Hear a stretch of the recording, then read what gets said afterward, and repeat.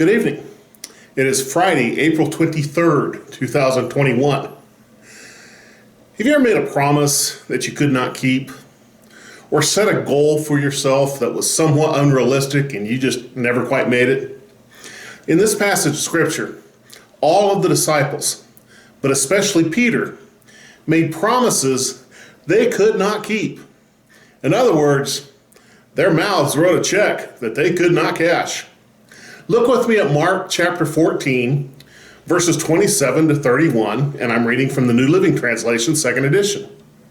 On the way, Jesus told them, "All of you will desert me, for the scriptures say God will strike the shepherd, and the sheep will be scattered.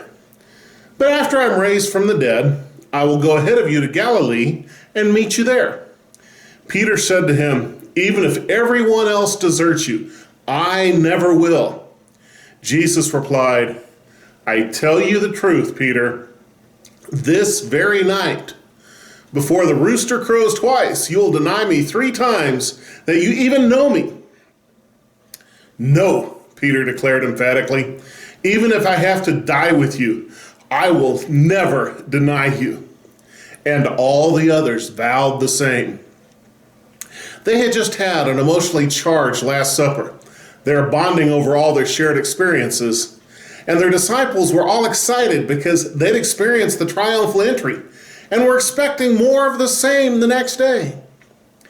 Then Jesus told them that not only would one of them betray him, like he mentioned at the supper, but that they would all desert him. Jesus even quoted from the Old Testament prophet Zechariah to show that their desertion was predicted. They all began to deny any possibility of them ever deserting Jesus. They promised to die with him, to always be at his side, to be in this together.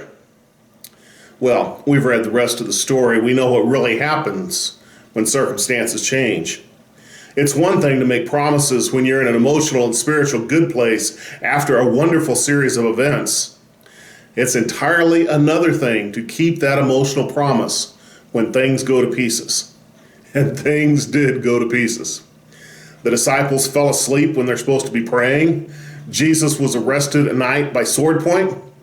He was hauled bound in front of the high court. He was stripped, scourged, and beaten, and then publicly humiliated and crucified. Things surely went to pieces. The scripture said that they all vowed to never forsake Jesus. But when the opportunity to keep that vow came, they scattered like lost leaves blown on the wind. They had such good intentions. They meant the words when they promised.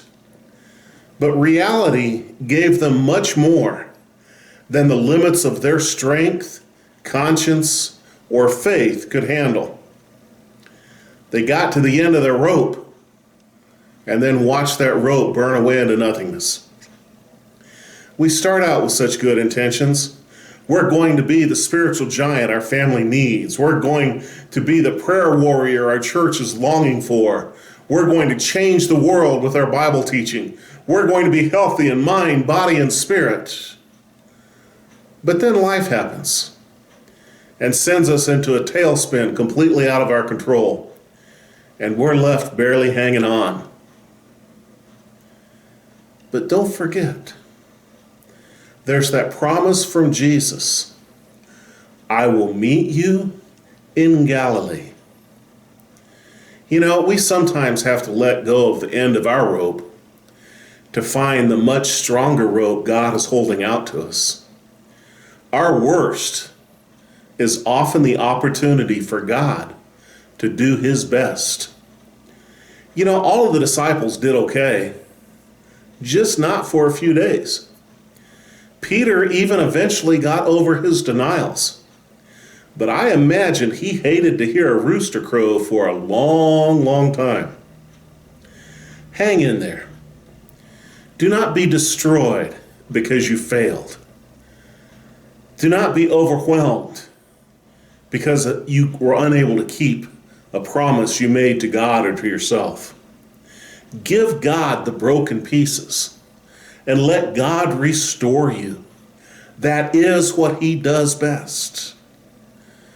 May you enjoy the blessings of God in spite of what the world hands you or the promises you've not been able to keep along the way. God bless you.